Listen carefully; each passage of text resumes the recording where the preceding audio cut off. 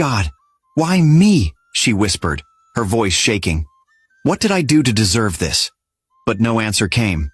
Meanwhile, Mr. Francis went to the laundry to collect his freshly cleaned clothes. The owner greeted him warmly. Good evening, sir. Welcome. Good evening, Mr. Francis replied as he handed over his receipt. While waiting for his clothes, he glanced around the shop, his thoughts drifting back to Naomi. Something about her had stayed with him, and he couldn't shake the feeling that she needed help.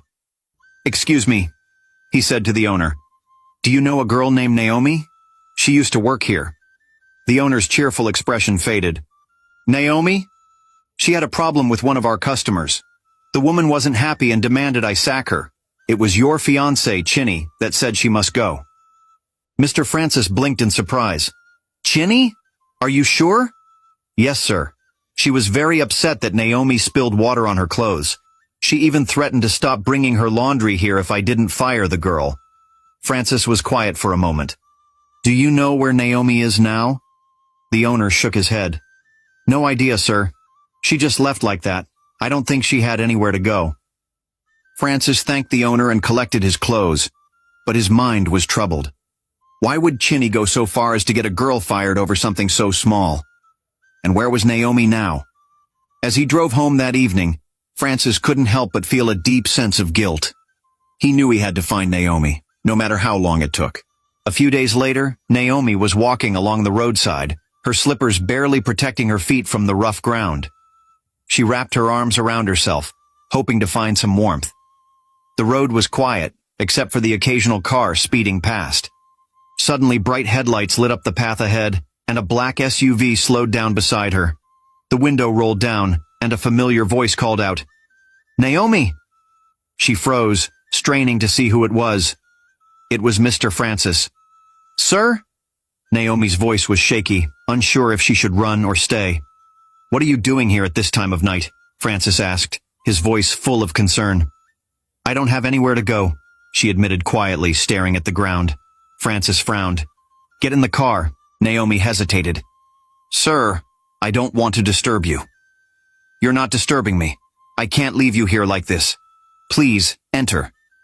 After a moment, Naomi climbed into the car. As they drove, Francis asked her questions about her life. She told him about the laundry job, the uncompleted building, and how she had been trying to survive. Francis sighed deeply. You're too young to be going through all this. You'll come to my house. I'll find work for you there. Naomi's eyes widened. Your house? But sir, No buts, Francis interrupted. You need help, and I can help. Don't worry. Naomi finally nodded. Thank you, sir. God bless you. When they arrived at Francis's house, it was already late. The mansion was well lit, with large windows and a neatly trimmed garden. Naomi couldn't believe her eyes. As they stepped inside, Chinny appeared from the living room, her eyes narrowing when she saw Naomi. Who is this? Chinny demanded, her tone sharp. Francis remained calm. Her name is Naomi. She'll be staying here. What? Chinny's voice rose. This dirty girl? In my house? Are you serious, Francis? Yes, I am, he replied firmly.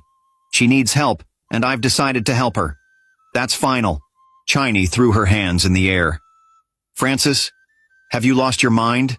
Do you know what people will say if they see her here? I don't care what people say, Francis said, his voice steady. Naomi is staying.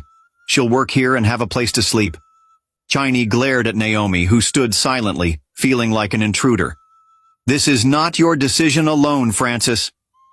It is now, Francis said. She'll be staying in the guest room.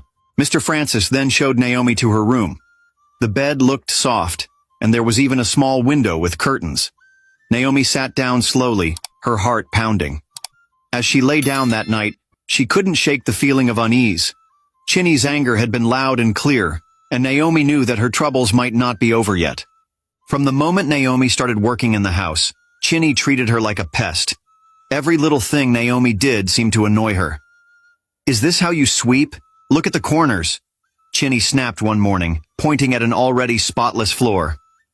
I'm sorry, Ma, Naomi said quietly, grabbing the broom to sweep again. Sorry for yourself, Chinny hissed, walking away with a frown. It wasn't just the harsh words. Chini made sure Naomi felt unwelcome in every way. She refused to let Naomi eat most of the time, saying, "This house is not a free-for-all. If you're hungry, manage whatever you brought from outside." One night Francis came home earlier than usual and found Naomi sitting by herself in the kitchen, staring at an empty plate. "Naomi, have you eaten?" he asked. Naomi hesitated, then shook her head. "No, sir." "Why not?" "There's food in this house." Naomi lowered her gaze. "Madam said I shouldn't eat." Francis's eyes darkened. He stormed into the living room, where Chini was scrolling through her phone. "Why are you starving her?" he demanded.